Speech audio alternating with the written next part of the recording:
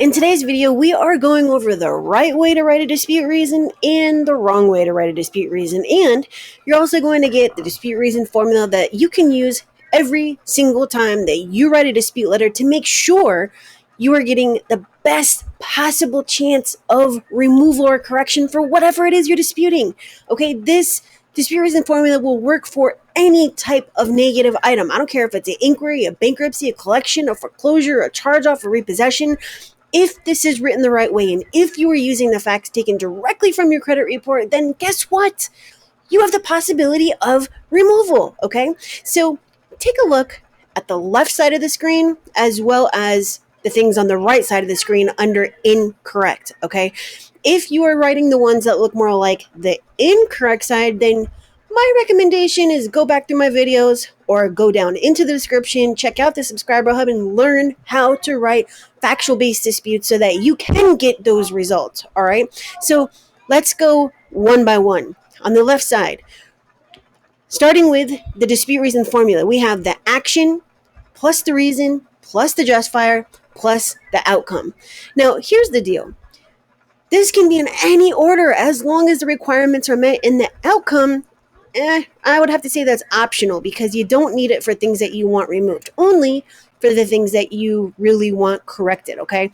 Now, remember, if you don't tell the computer what it is that you want to happen and what you're disputing and why you're disputing it, 9 times out of 10, it's not going to happen, all right? So make sure you tell the bureaus what you want to happen, okay? So remove the late payment history on April 2020 because my payment was not late. Update to paid on time, never late for inaccuracy.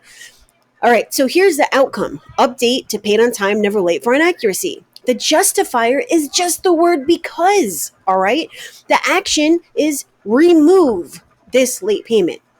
The reason is because my payment was not late. Does this make sense now? Yes or yes? I'm assuming that you are saying yes because I just laid out the whole thing for you. Now, if you go back to 2018 and 2019, you will find a ton of videos that break down in detail the dispute reason formula with examples as well as even the, the dispute reason creator video where I gave you the slides and all of that. This goes directly with that and just gives you more examples. Now, here's the reason we're doing this. I am seeing so many of you still writing them the wrong way and then saying, oh, well, hey, Kristen, I am using factual-based disputes, but I'm not getting results. Why am I not getting results? Well, that's because your dispute reasons you are writing, they look more like the ones that fall under incorrect, okay? The incorrect way to write that first reason is the late payment history is wrong. Why is it wrong? Why is it wrong? What are you disputing? What is inaccurate about it? Remember, factual-based disputing is where you take the facts that the creditors are reporting themselves, the collectors are reporting themselves, the courts are reporting themselves, and you're using it to create your arguments backed by the laws in the FCRA, the FDCPA, and all of that kind of stuff. You get what I'm saying? Does this make sense? Yes? Great. Let's move on. Stop reporting this collection because it's unknown. That's it. That's it. You don't have to say anything else. What you don't need to say is, Section 609 states that you're required to send me a contract with my wet signature, otherwise this account needs to be removed. You don't need to do all that. Update this account to reflect paid on time, never late for inaccuracy. This is not a collection and has been paid consistently each month.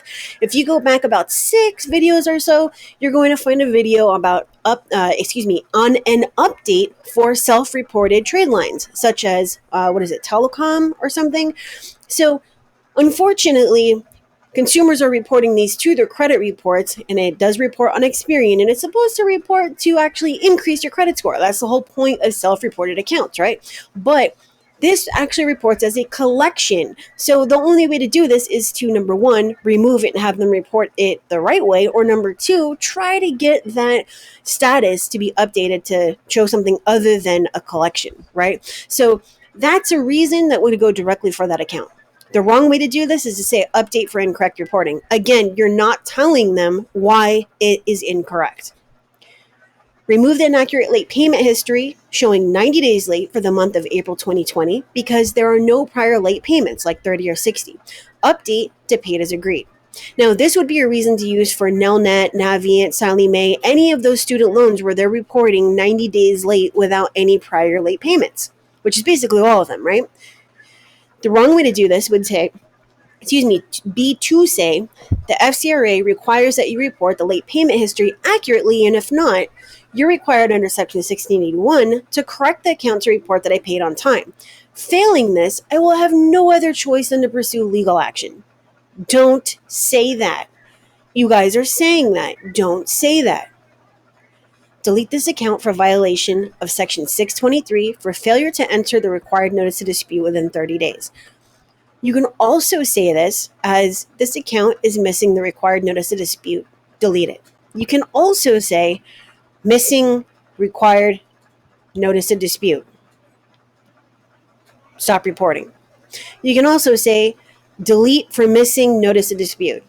What you shouldn't say is Section 623 stipulates that you must enter the required notice of dispute within 30 days of the date that you received my first dispute letter. Failing this, you are liable for a violation pursuant to that section, and I will seek legal remedies if you do not immediately delete this account. Don't do that. Don't do it.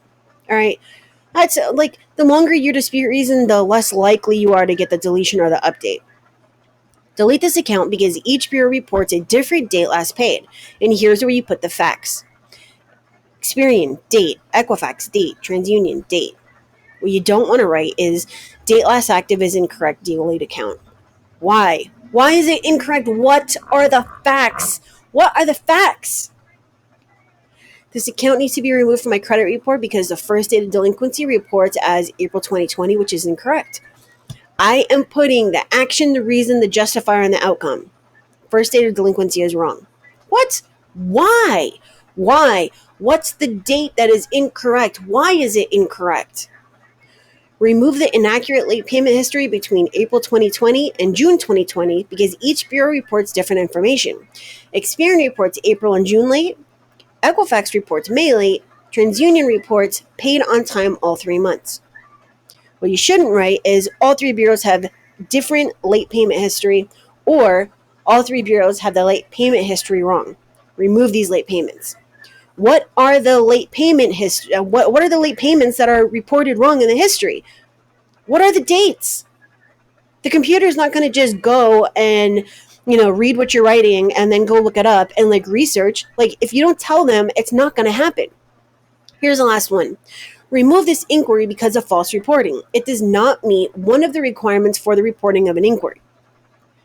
It shouldn't be. This inquiry must be removed for violation due to the fact that I did not receive a firm offer of credit, which is the only reason an inquiry may be reported. In consideration of the fact that it's not for employment insurance court order, you must immediately delete from my report, otherwise it is considered false reporting. Don't do that. Don't do it. Just don't do it. Remember, the dispute reason formula, which works for any negative item on your credit report to remove anything that you want, as long as it can obviously be removed, is going to be action plus reason plus justifier plus outcome. All right. And again, you can use it in any order that you want. For more information, go down into the description and access the free do-it-yourself credit repair and credit suite resources in the subscriber hub. Or if you don't want to do this because it's a lot of work and you want to make sure that it's done the right way, use the link on the screen in the description and in the description of any video really to schedule a one-to-one call with me to see if I can do this for you. You do that at vcita.com/expert credit sweeps. All right, so if you found value in this video, make sure to hit the like, subscribe if you haven't done so already, and I will see you later.